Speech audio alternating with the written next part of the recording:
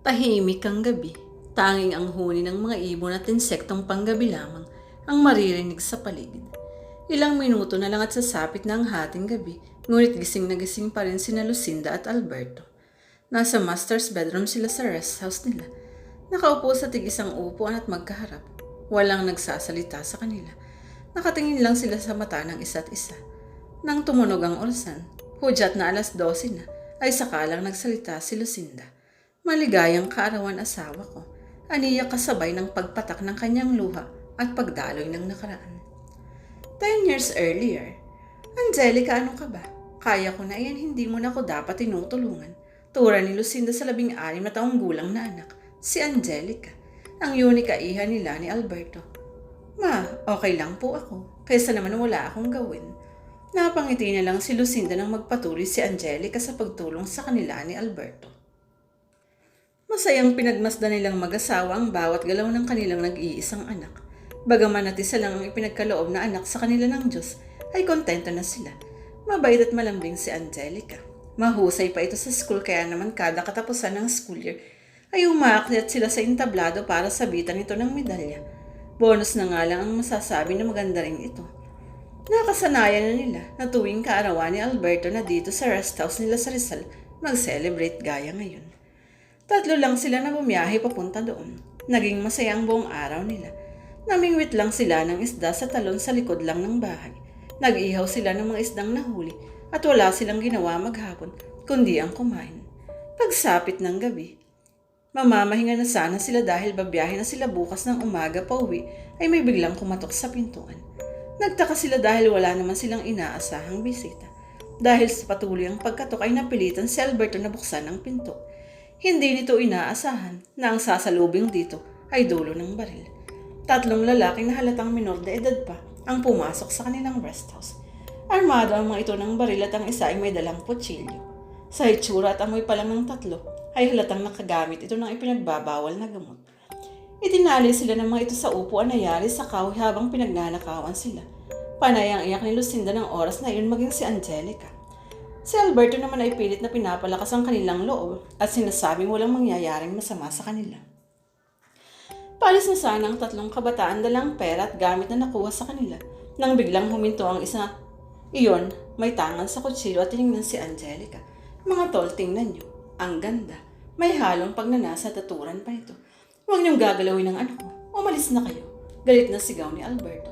Hoy tanda, tumigil ka dyan, sabi ng isa. Pahiram muna ng anak niyo ha.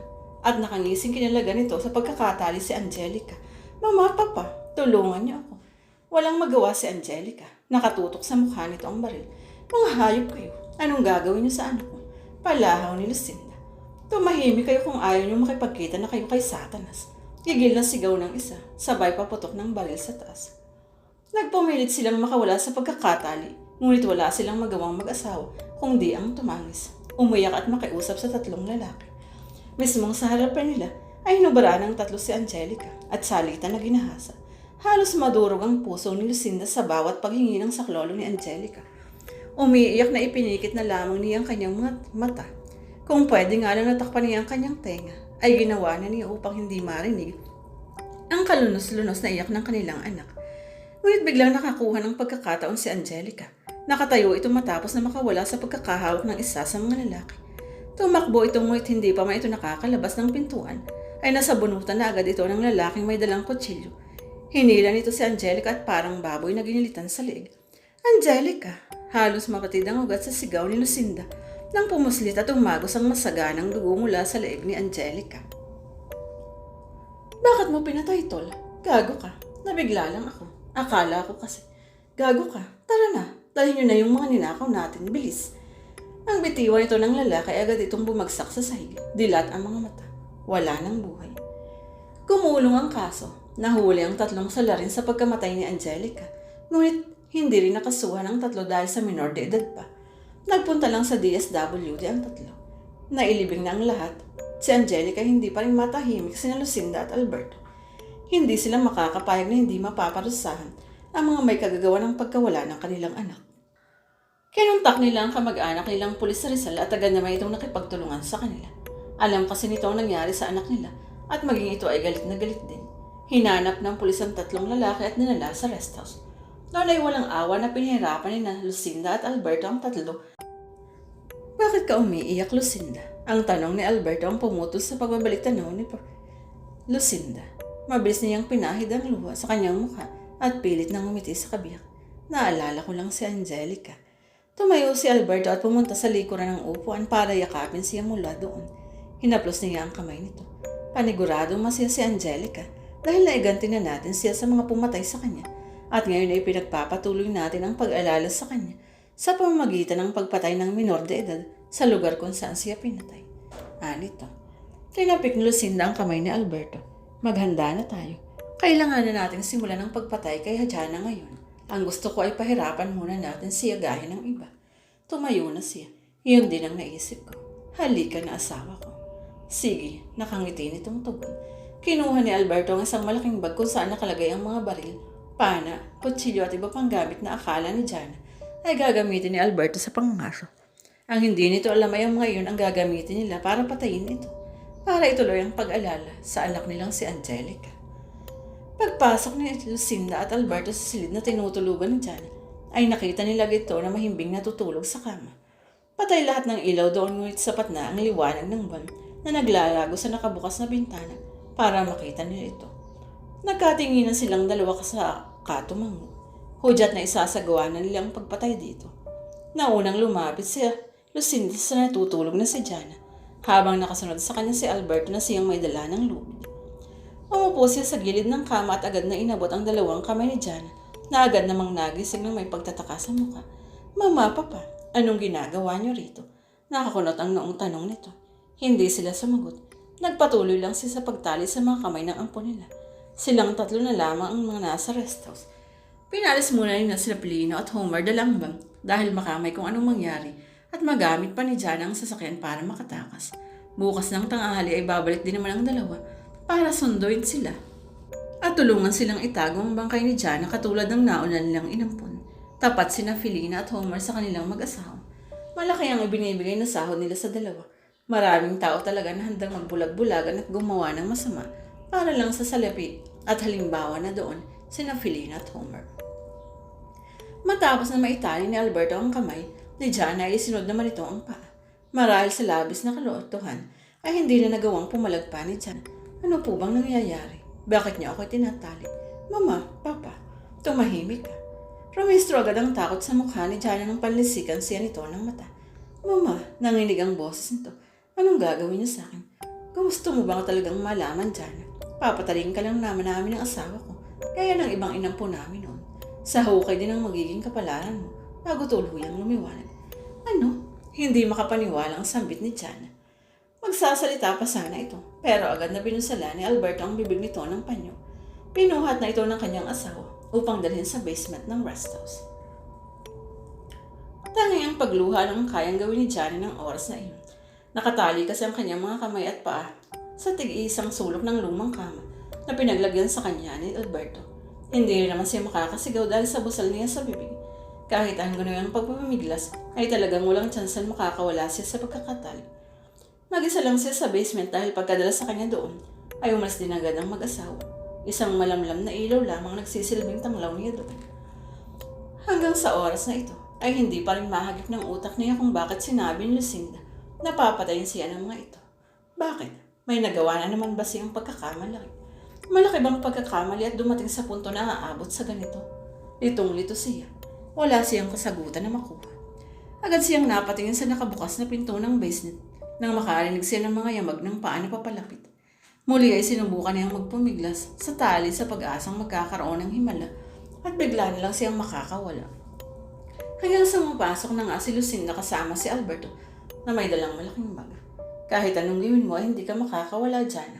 Iyan na ang kapalaran mo, ang mamatay. Sa isang iglap ay tila nag-iba ang anyo ni Lucinda. Nawala na ang mababait na mga mukha nito. Napalitan na iyon ng malademonyong mga ngiti at matang mabalasik. Noon lang niya napansin ang dalang tila maliit na banga at picture frame na may litrato ng isang magandang dalagita. Marahil ay kasing edad niya lang. Ipinatong nito sa bisita na nakapwesto sa paanan ng kama. Sa hula niya ay si Carla ang nasa litrato at ang nasa banga ay ang abo nito. Pero ang sabi ng mag-asawa ay mukha-mukha niya si Carla. Kung si Carla ang nasa litrato, napakalayo ng mukha nito sa mukha niya. Hinukay ko ulit si Angelica Alberto, gaya ng dati. Narinig niyang sinabi ni Lucinda. Mabuti naman. Nilapitan ni Alberto ang banga at buong suyo na hinlukan iyon. Angelica, akala ko ba'y Carla ang pangalan ng anak niyang namatay? Naguguluhan na tanong ni Jana sa kanyang sarili. Hinalikan din ni Lucinda ang maliit na banga habang may luha sa mga mata. Manood ka lang dyan, anak ko ha. Masasaksihan mong muli kung paano namin pinatay yung 3 lalaki na pamastangan sa iyo. Paniguradong matatuwa ka sa amin. Humagihik pa si Lucinda. Inayos ng dalawa ang banga at picture frame sa mesita at saka siya hinarap. Litong-lito na si Jana sa nangyayari. Alam ko nagtataka ka kung bakit ka namin papatayin, Jana, ani Alberto. Maraming taon ang nakararaan nang walang awang pinatay ang anak namin sa lugar na ito. Walang nagawa ang pera namin sa hustisya na inaasam namin kaya naman inilagay na namin Lucinda sa batas. Sa kamay namin, pinatay namin ang 3 lalaki na pumatay sa anak namin. At kada taon, bilang pag-alala kay Angelica, pumapatay kami ng kabataan na sa tingin namin ay kasing edad ng mga hayop na iyon. Tama si Alberto, sabat ni Lucinda. Inampun lang namin para sa drisyong ito, Jana, para malaman ni Angelica namin na hindi namin siya nakakalimutan kahit matagal na siyang wala. Hindi rin totoo si Carla. Gawa-gawa lang namin iyon para maramdaman mo na gusto ka namin talagang ampunin. Kasalanan mo rin siguro dahil masyado kang madaling maniwala. Sabay tawa. Baliw, iyon ang mag-asawang Alvarez. Baliw ang mga ito. Ngayon ay malinaw na kay Jana ang lahat.